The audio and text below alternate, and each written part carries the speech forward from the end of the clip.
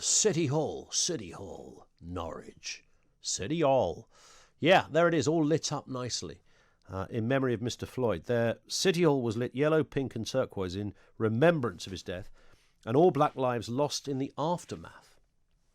Mr. Floyd died in Minneapolis, of course, after police officer Derek Chauvin knelt on his neck. Tomorrow marks 1 year to the day of his death. Quite why they did this on Saturday, I don't know. He was found guilty, of course, Chauvin, and is due to be sentenced in June. In all probability, he will correctly spend the rest of his life in jail. But why has the death of George Floyd become an annual event, it seems, here?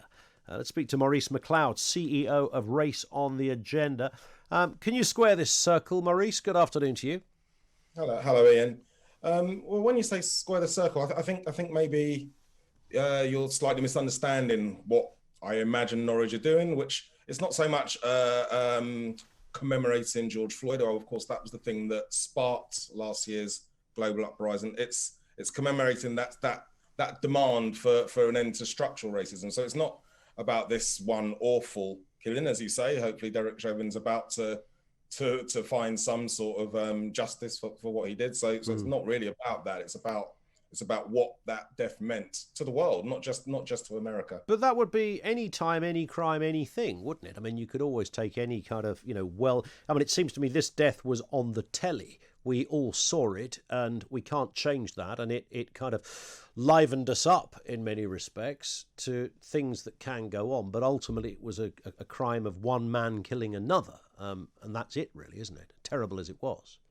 Well, no. It's not a race-related crime. There was no racial component to it. And yet, for some reason, that's become the narrative. Yeah, okay. So what I think you're doing there is you can look at Derek Chauvin and go, bad apple. Yeah, all right, we need to fix that. It's what the protests were saying is that the barrel is bad, that the actual structure is bad. That's why it keeps happening. If Derek Chauvin was a one-off and George Floyd was a one-off, yeah, it wouldn't have garnered the public support that it had. It's because so many he was just symbolic of all the other. Yes, he was. But I mean, since 2020, twice as many white people have been killed by police as black people. Now, I know there's a percentage issue there as well, but even so, it's not a good look all round. I mean, when it comes to what happens with the police and killing, whether it was seen as legitimate in the American legal rule book, as many of them seem to be, both black and white, or whether it was illegal in the case of Derek Chauvin, remains to be seen over the scale of all of those people. But more white people are killed by cops than black. Yeah, so it's just not a black issue, is it? Really, people just make it up and pretend it is. No, if you look at the percentage of people in America, it's not 50-50. So you're still more likely to be, as an individual black person, you're more likely to be killed by the police than as an individual white person. Yes, but it's perilously close in some respects. And also, if you look at, as I mentioned from one of our black contributors who made the point, and I've made this point as well, that we need to look for other reasons here. If 54% of violent crimes are carried out by blacks in America, despite only making up 14%, then that does perhaps begin to explain why those people might come into contact more with the police. It's about availability sometimes, availability on the streets. And clearly the police come into contact with more blacks than whites in those areas, hence the numbers. Well, I mean, there's so much evidence that police action in America in particular, but here as well, is targeted on areas that have large black populations. Now, you might say, now what you're arguing is, because they do more crime, therefore that's why the police target those areas and look and picking up more people.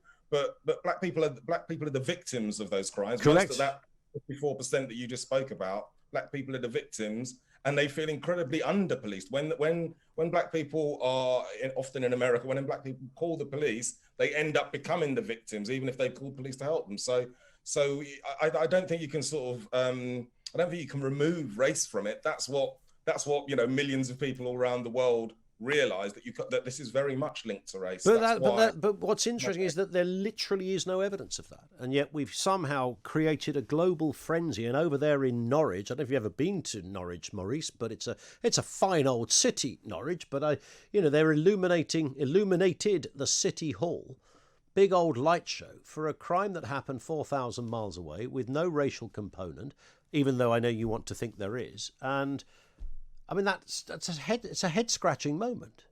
This is perpetuating the problem, isn't it?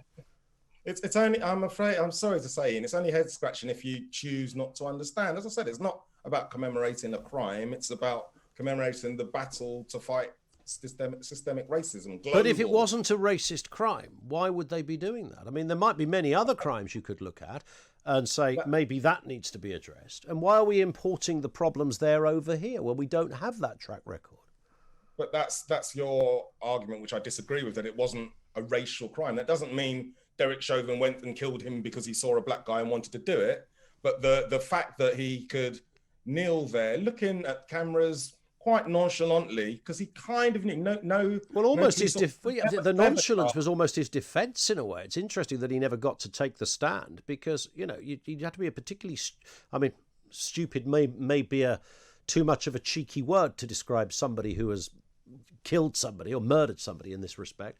But the fact that he was sitting there so nonchalantly probably would say to most lawyers he really didn't think he was doing anything wrong. I mean, there's a psychopathic nature to that.